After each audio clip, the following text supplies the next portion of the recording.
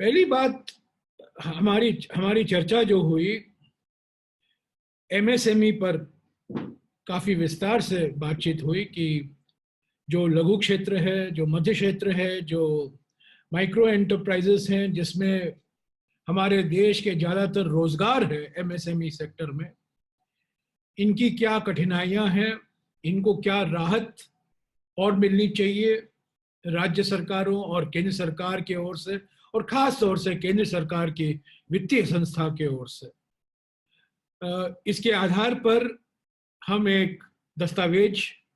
तैयार कर रहे हैं और शीघ्र ही अगले 1-2 दिन में केंद्र सरकार को हम यह सौंपेंगे कि एमएसएमई क्षेत्र पर और केंद्र सरकार की ओर से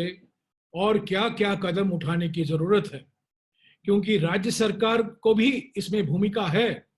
पर प्राथमिक भूमिका जो है केंद्र सरकार की है और केंद्र सरकार की वित्तीय संस्थाओं की ओर से है। तो इस पर चर्चा के आधार पर हम एक दस्तावेज पेश करेंगे और 1-2 दिन में हम इसको केंद्र सरकार को सौंपेंगे। दूसरी जो बात हुई, दूसरे विषय पर जो बात हुई, गेहूं, सरसों और चना की खरीद जो हो रही है, प्रोक्योरमेंट जो है वीट का, सरसों का और चना का, इस प्रोक्योरमेंट को कैसे आगे बढ़ाया जाए, जो तकलीफ हमें देखने को मिल रहा है उससे हम कैसा सामना करें और प्रोक्योरमेंट सही तरीके से हो, इस पर भी सभी सदस्यों ने अपनी राय दी। और इस विषय पर भी अगले 1-2 दिन में, जैसा कि मैंने कहा, एमएसएमई के रिपोर्ट के साथ साथ प्रोक्योरमेंट के बारे में भी हमारे सिफारिशें हम केंद्र सरकार को सौंपेंगे। मैं इसलिए ये कह रहा हूं क्योंकि हमारे पूर्व अध्यक्ष राहुल जी ने बार बार कहा है और आज भी उन्होंने ये दोहराया है कि हमें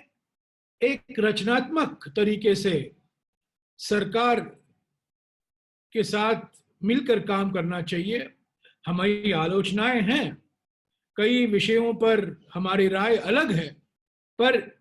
इस गंभीर स्थिति में रचनात्मक सहयोग देना कांग्रेस का एक अधिकार, कांग्रेस का एक नीति है। और उन्होंने आज ये फिर दोहराया है कि जो कुछ हम करें, हम एक रचनात्मक मानसिकता से करें।